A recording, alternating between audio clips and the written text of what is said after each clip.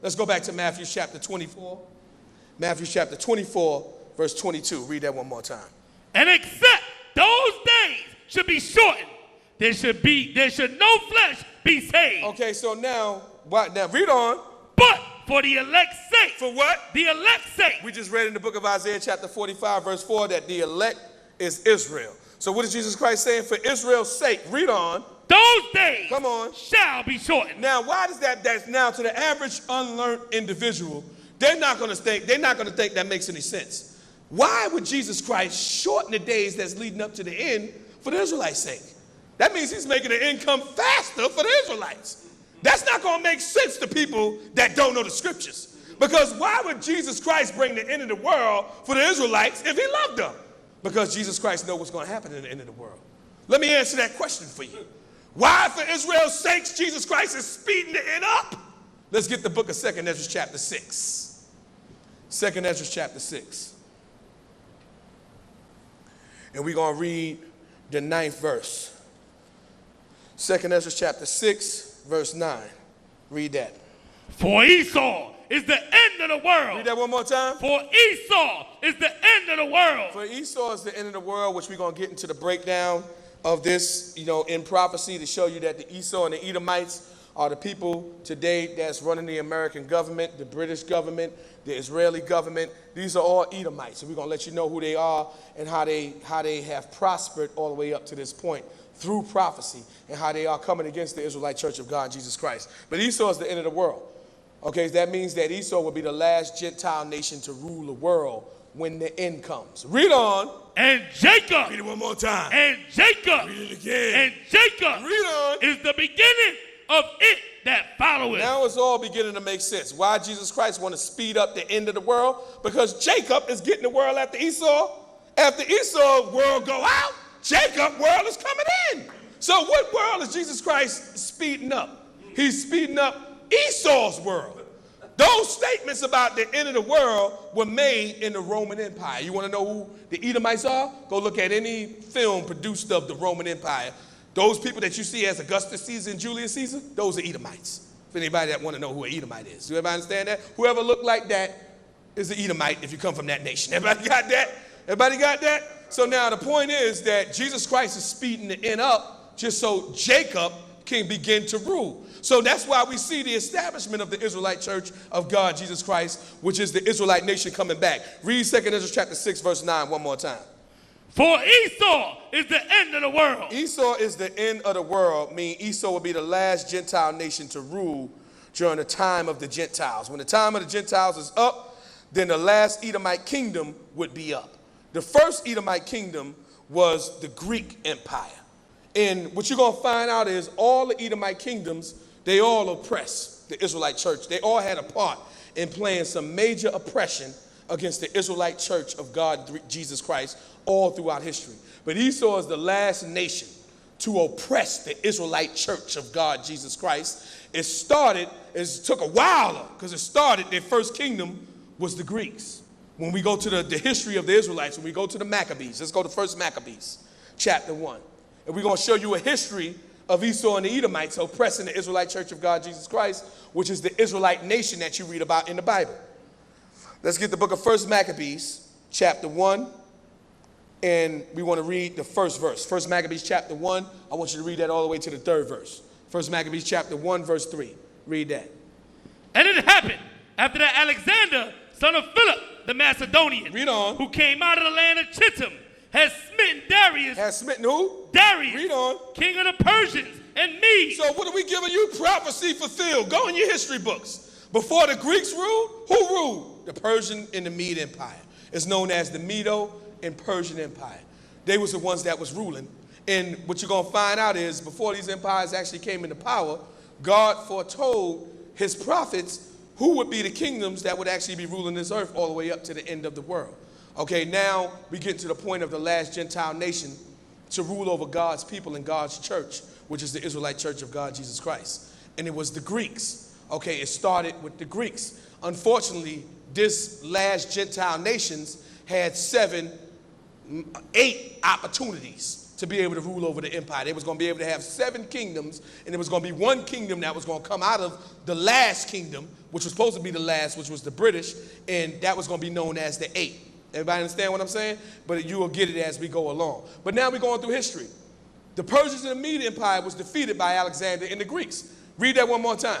Verse 1. Come on. And it happened after that Alexander, son of Philip, the Macedonian, who came out of the land of Chittim, had smitten Darius. Had smitten who? Darius. Come on. King of the Persians and Medes. Read on. That he reigned in his stead, the first over Greece. Okay, so this is talking about the Greek Empire, the Edomites actually getting the planet now. And when the Edomites got the planet, you're going to find out that they started oppressing the Israelites, the Israelite Church of God, Jesus Christ, under Alexander and the Greek. Is that the end of the 3rd verse? Live. Okay, read to the end.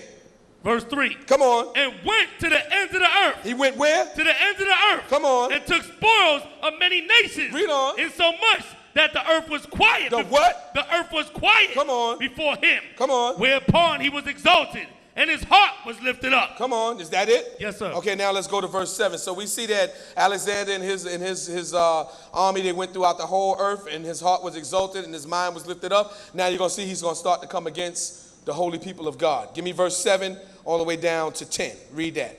Verse 7. Come on. So Alexander reigned 12 years. Come on. And then died. So his reign was short. The Lord got rid of him because he was evil and wicked, and just like every Edomite is. Read on. And his servants bare rule, every one in his place. Come on. And after his death, they all put crowns upon themselves. Come on. So did their sons after them. Come on. Many years. And evils were multiplied. And what were multiplied? Evils were multiplied. Okay, so the ones that put crowns upon themselves is the 4 generals. There was 2 that was more prominent than the rest, which was the Ptolemy and Seleucus dynasties.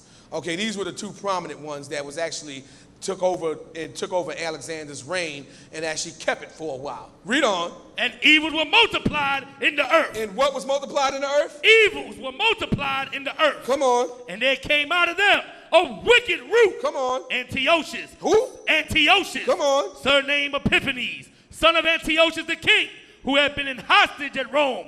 And he reigned in the 137th year of the kingdom of the Greeks. Okay, now we see Antiochus coming into the picture. Now we're going to get verse 20 to 28, just to get to the point to show you that it's all about the oppression of this kingdom, this Gentile nation, the Greeks, oppressing the Israelite Church of God, Jesus Christ. Give me the 20th to the 28th verse. Read that. And after that Antiochus had smitten Egypt, he returned again in the 143rd year. Come on. And went up against Israel. And went up against where? Israel. And went up against where? Israel. See, what it's talking about is always going to lead back to the Israelites. It's going to show you how every nation did the Israelites wrong. Who are the Israelites? What you're going to understand is that we are the Israelites. You keep trying, when I'm reading history and I read about the Israelites, people are trying to figure out, why does he keep saying the Israelite Church of God, Jesus Christ? Because that's who the Israelites are. Let me keep it simple. Who you think the Israelites are, people? The Israelites are the Israelite Church of God, Jesus Christ. The Israelites have always been the Israelite Church of God, Jesus Christ. The scriptures speak about the church that was with Moses in the wilderness. What was that? We're cleft. I doubt it.